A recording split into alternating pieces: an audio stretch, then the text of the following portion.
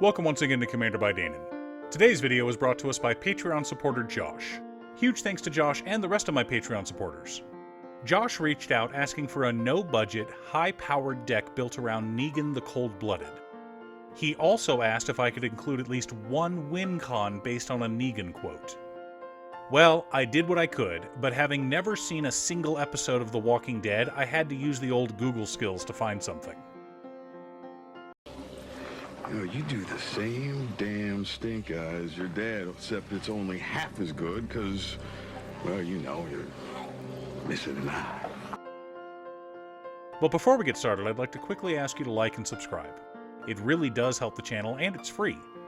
With that out of the way, let's get into the video. Negan the Cold-Blooded is a 5-mana, 4/3 human rogue. When Negan enters the battlefield, you and target opponent each secretly choose a creature that player controls. Then those choices are revealed, and the player sacrifices those creatures. Additionally, whenever an opponent sacrifices a creature, we create a treasure token. Now, we could go for an Aristocrats deck with effects like Dictated Crewfix and Grave Pact, but Josh specifically said that he wanted this deck to be as close to cEDH as possible. I love Aristocrats, but I'm under no illusion that they are a viable cEDH strategy. That being said, you do tend to see a lot of mana dorks at cEDH tables. Board wipes aren't as popular in cEDH as they are in Casual Commander, so Birds of Paradise has a good chance of surviving multiple turns. Which means Negan should often have targets. Additionally, Josh mentioned how he wanted to try and include blink strategies in the deck. Now, normally we would follow our usual checklist, something like this: 50 mana sources, usually split between 37 lands and 13 pieces of ramp, 10 pieces of card advantage, 8 to 10 pieces of spot removal, 2 to 3 board wipes, 2 pieces of graveyard hate, and 1 sudden I win card. But that's for casual or even high-powered play. For cEDH, you want a checklist that looks something like this: 30 to 35 lands, 13 to 20 pieces of ramp, 10 to 15 pieces of card advantage, 3 to 5 tutors, 20 to 30 pieces of interaction, including stacks.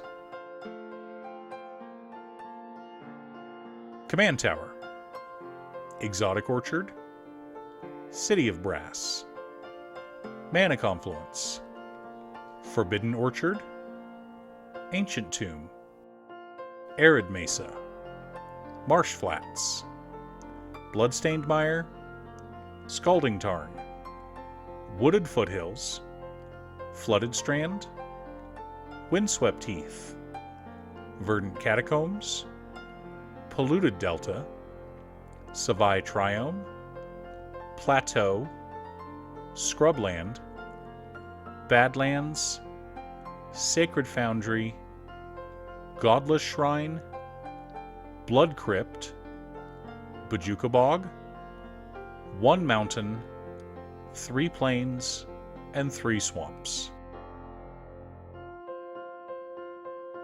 Dark Ritual, Mana Crypt, Mox Diamond, Chrome Mox, Jeweled Lotus, Soul Ring, Arcane Signet, Talisman of Conviction, Talisman of Hierarchy, Talisman of Indulgence, Boros Signet, Orzhov Signet, Rakdos Signet, Dockside Extortionist, Smuggler's Share, Smothering Tithe, and Revel in Riches for mana ramp.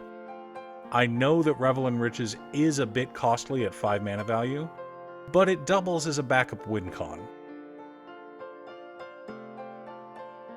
Underworld Breach, Black Market Connections, Phyrexian Arena, Eye of Vecna, Greed, Wheel of Fortune, Wheel of Misfortune, Jeska's Will, and Esper Sentinel make up our card advantage.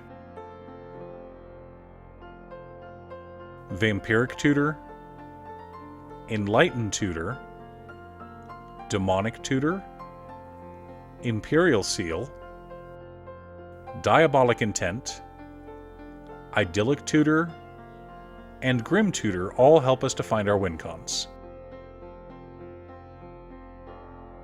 Shieldred's Edict, Plague Crafter, Fleshbag Marauder, Crackling Doom, Mythos of Snapdax, Swords to Plowshares, Path to Exile, Demon's Disciple, Leyline of the Void, Angel's Grace, Silence, Abrade, Teferi's Protection, Liliana's Triumph, and Deflecting Swat make up our spot removal.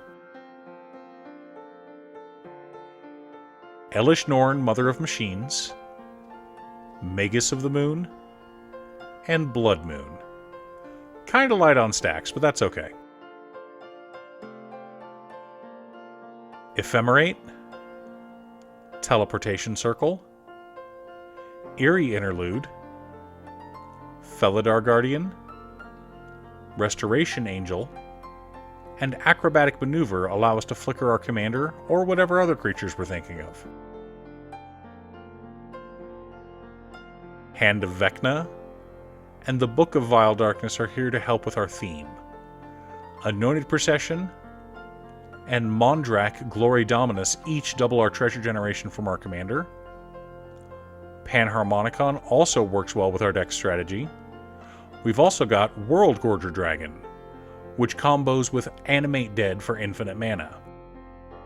Kiki-Jiki Mirror Breaker combos with our Blink creatures to make an infinite army of hasty creatures.